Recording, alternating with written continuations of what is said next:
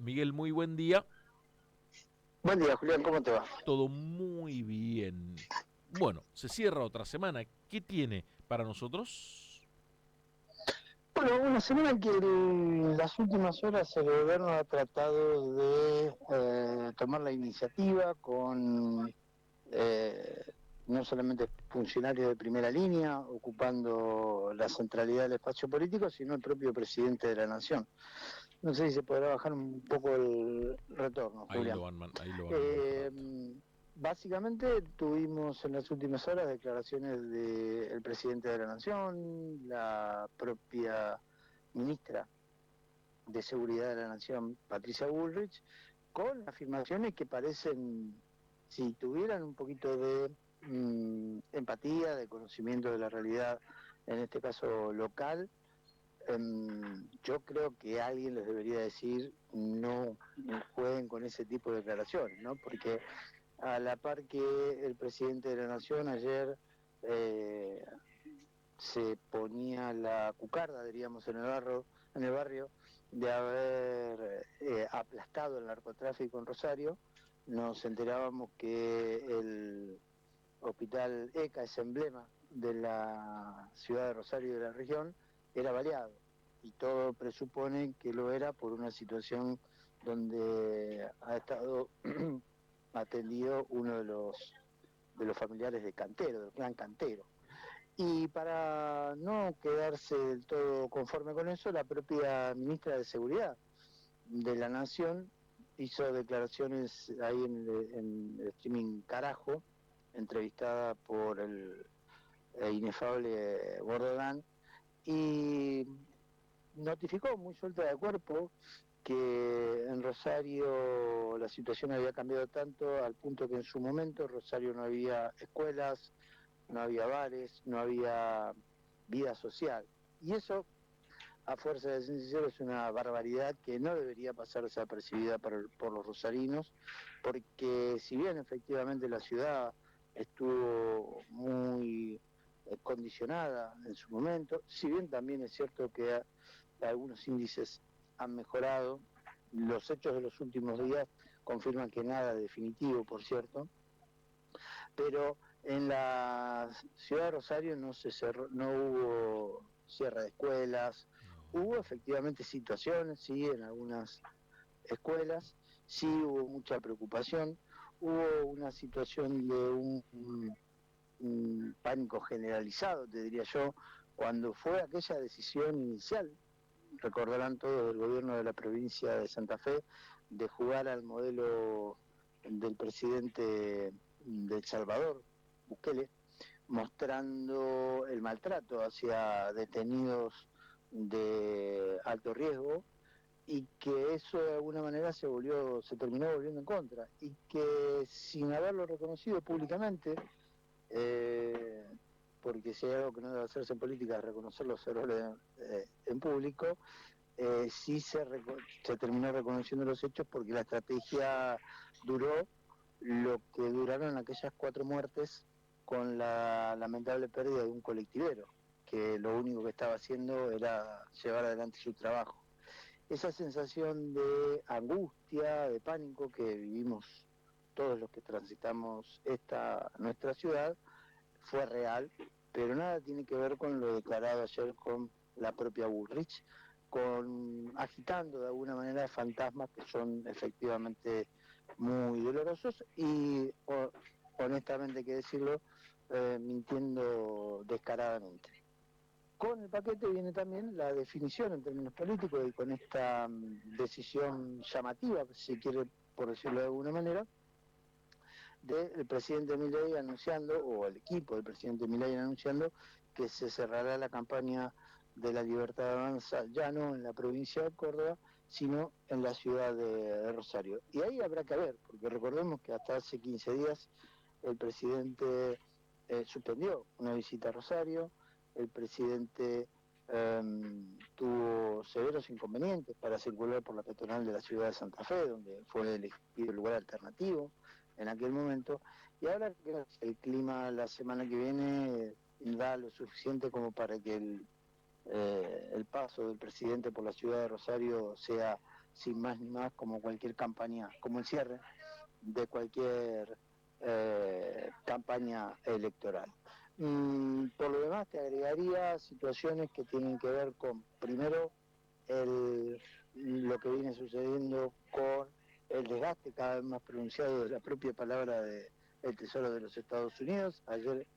una nueva intervención en el mercado de bonos de parte de los Estados Unidos,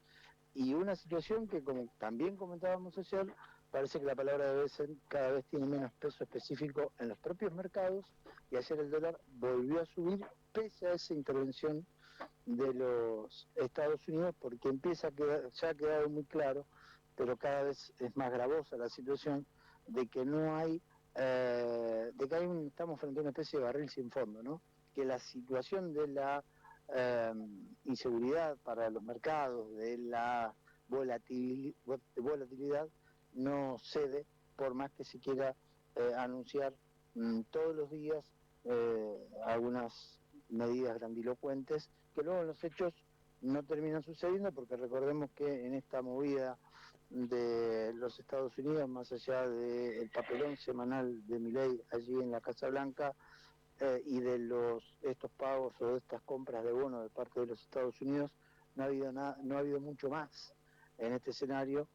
que anuncios, insisto, grandilocuentes que no calman efectivamente a los mercados. Por lo demás, y volviendo al tema inicial, vamos a ver si en el día de hoy el intendente de la ciudad de Rosario, Pablo Hapkin, y el gobernador de la provincia de Santa Fe salen a responder de alguna manera a estos dichos de Patricia Bullrich, que no dejan de ser preocupantes de alguna manera por la construcción de una mentira tan flagrante, y que te digo que termina de alguna manera ofendiendo a muchos rosarinos, porque si hay algo que efectivamente intentamos seguir los que circulamos por esta ciudad, los que viven por esta nuestra ciudad, es efectivamente la vida normal, que en algún momento estuvo afectada, pero que no tiene nada que ver con lo declarado ayer por una irresponsable como Patricia Bullrich. Exactamente. Bueno, Miguel, te cambio rotundamente de tema. 80 años del 17 de octubre, 80 años de peronismo el día de hoy, con diversas celebraciones que ya arrancaron el día de ayer en la CGT, continuarán el día de hoy también en Buenos Aires, aquí en Rosario. 80 años que del movimiento popular más importante del siglo XX ha tenido de todo, desde desapariciones, atentados, fusilamientos, hasta días muy pero muy felices. 80 años de un movimiento que siguen intentando dar por terminado, y que no terminan de comprender sus peores enemigos, que en esas circunstancias de intentar eliminarlo, darlo por muerto, de alguna manera generan, no te digo la posibilidad de la resurrección, porque efectivamente no está muerto, pero sí terminan generándose situaciones donde un observador extranjero que no conozca en profundidad la historia de la Argentina no terminaría de entender. El peronismo es, desde aquella famosa frase de Scalabrini, el hecho maldito de un país burgués, sigue siendo en muchos aspectos, esa máxima sigue estando como muy, muy presente, y sigue siendo muy potente,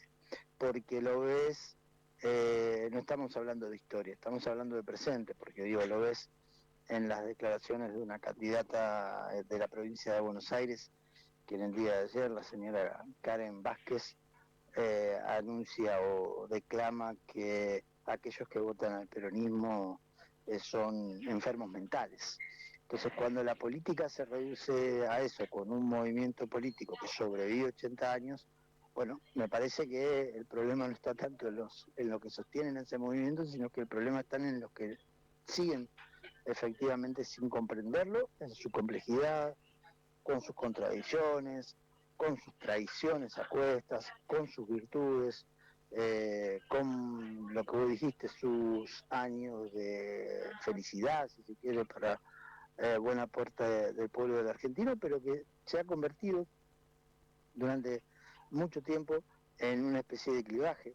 donde la política se dirime entre peronistas y antiperonistas. Y en los años que vivimos, ese clivaje sigue funcionando, porque de hecho lo plantean muchos dirigentes que han preferido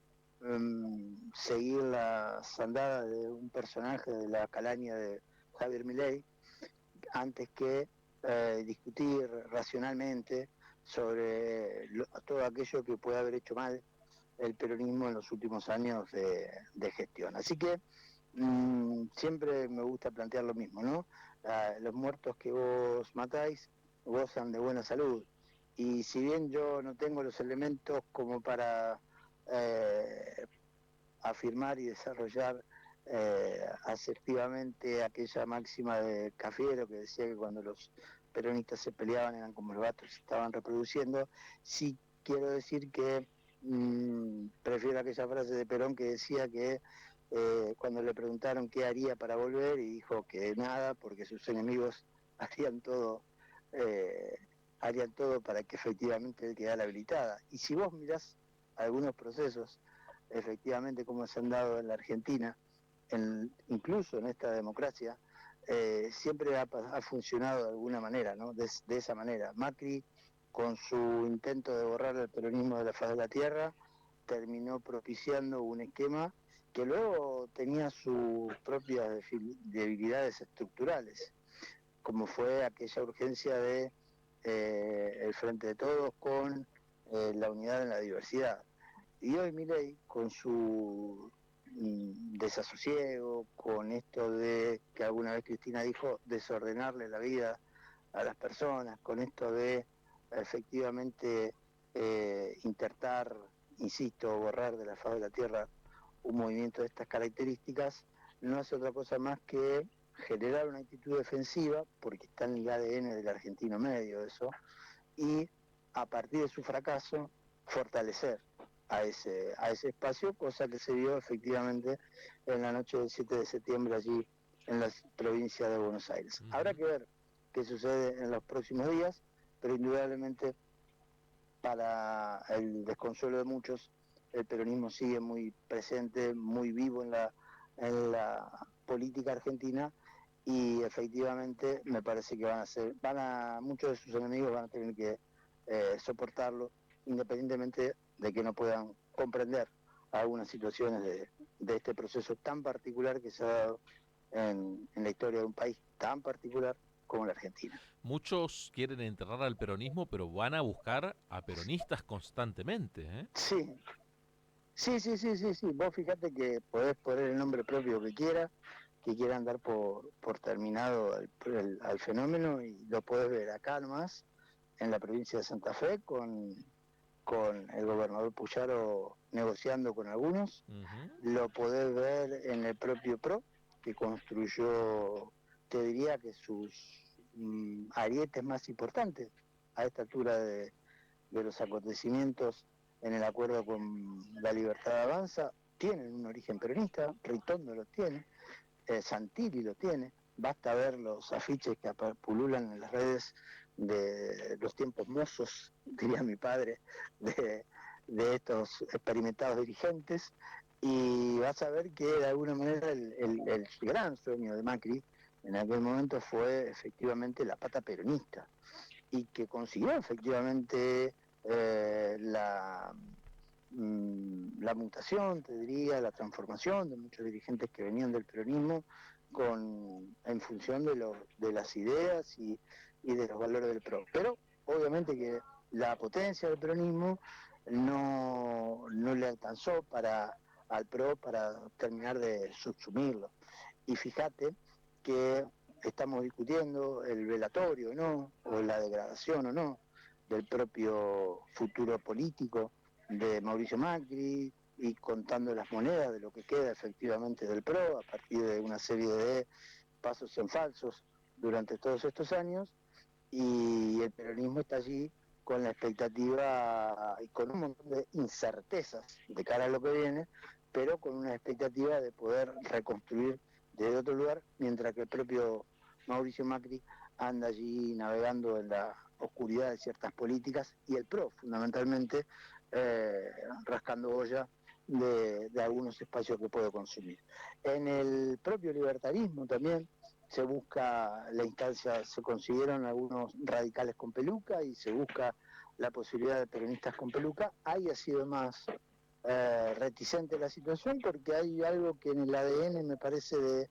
del peronismo está en la relación con el Estado y que efectivamente un libertario de estos tiempos de pura cepa si hay algo que detesta de todo aquello que tenga que ver con el Estado. Entonces esa contradicción tan potente me parece a mí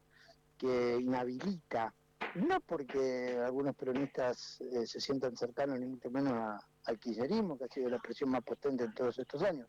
sino porque efectivamente hay un ADN que de la única manera que puede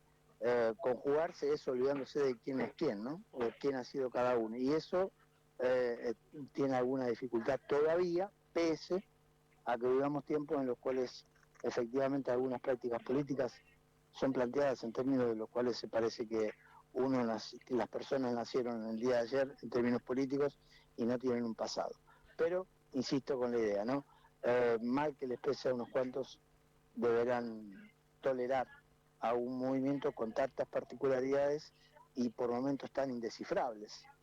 como para los propios peronólogos, que a veces quedan a mitad de camino de poder entender algunos procesos. Miguel, muchísimas gracias por estos minutos. Muy, pero muy buen fin de semana.